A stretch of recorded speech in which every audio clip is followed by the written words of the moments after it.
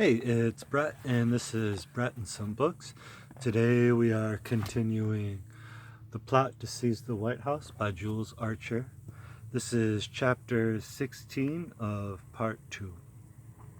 All through 1928, Butler nevertheless carried out his orders scrupulously and prevented a shot from being fired in anger.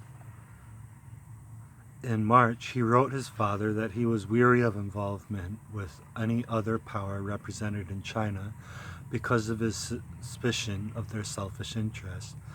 The Japanese are most anxious to control all of North China, particularly Manchuria, and will sacrifice anything and back anyone who will assure them this control. The British are perfectly willing, if the Japanese will allow them to have the Yanks Valley, and unless I am greatly mistaken, these English cousins of ours will be absolutely guided by their own selfish political and commercial interests. It behooves us to keep absolutely aloof from everyone and to do nothing which is not directly in line with the saving of lives. Later, letters from home told him that his father had become very ill. Deeply worried, he wrote Thomas Butler in April, "I do so hope thee will not run thy legs off for this fool navy. The American people never do know what they want, and it is up to a few men like thee to guide them and persuade them to do the right thing. But, after all, thy children think more of thy health than all the ships afloat. We are so wholly controlled by selfish capital, abetted by foolish, short-sighted, but no doubt well-meaning pacifists. We can never hope to be prepared for an emergency, and sooner or later will suffer. That was the last communication between them. His father died on May 26, 1928. When the news reached him in Tientsin, Butler wept. He was so stunned by the loss of his father, who had been as much confidant and friend as parent, that 6 weeks later he wrote his mother, grieving, "Father always took pride in the fact that I was ever to be found at the front. And now, though it is simply killing me, I must go on and on trying to do the nation's work. And I don't care anymore, but I must pretend I do.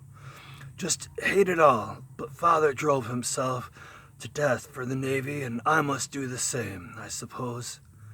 I'm all confused and dazed. Does thee know I am unable to positively remember the last time I saw Father?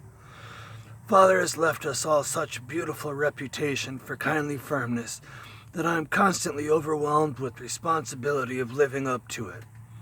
Be sure to write me any message that Father may have left for me, and if in his suffering he didn't leave any, make one up. It will be all the same. I must have something to go on." As usual when he was depressed, he threw himself into an orgy of activity. Storms having washed away a bridge on the Ch16Pt2 main road in September, he ordered the Marines to build temporary structure out of scrap lumber to keep the highway open. The delighted villagers urged him to allow the bridge to remain.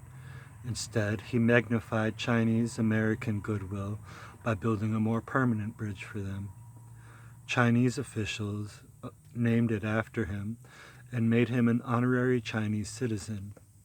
He then offered to rebuild the whole road from Peking to Tientsin with marine equipment to make it suitable for motor use if they would supply soldier labor.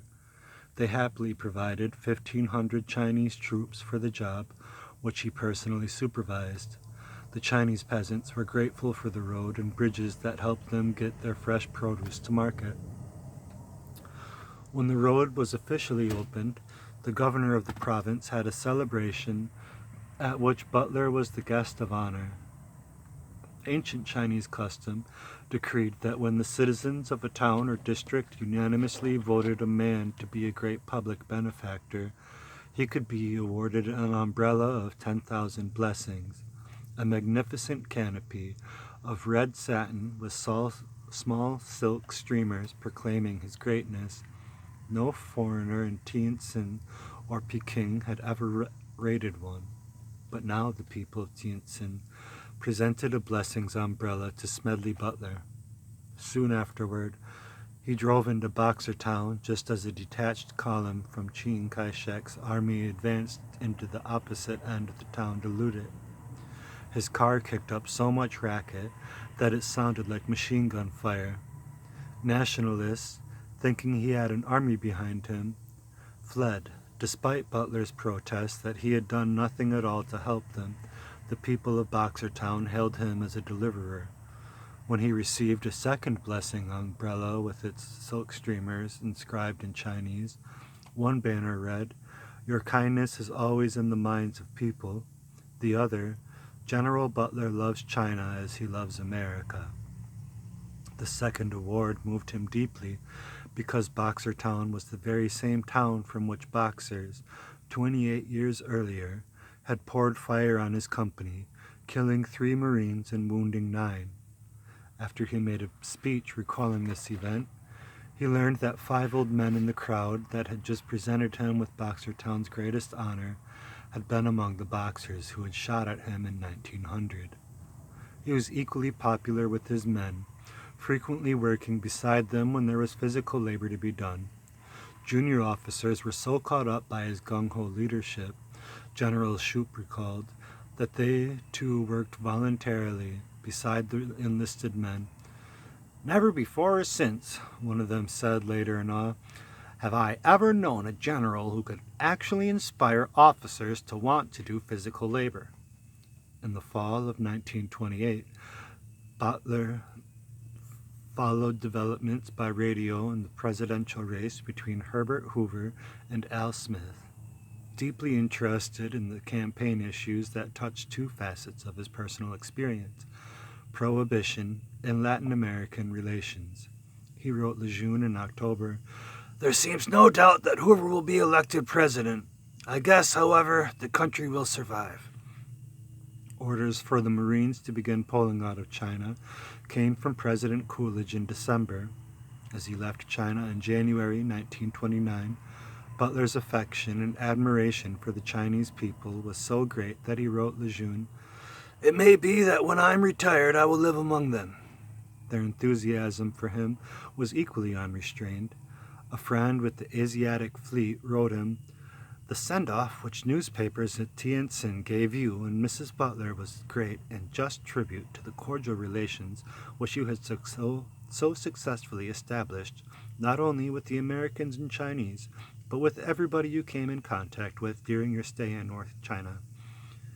Butler was awarded the Yanked Service Medal and in July 1929 promoted to Major General. At 48, the youngest Marine officer ever to have reached this rank. The Navy Department declared, "Probably no finer example of successful arbitration by American officers has been demonstrated in recent years than the peacemaking achievements that crowned General Butler's efforts in China in 1927 and 1928.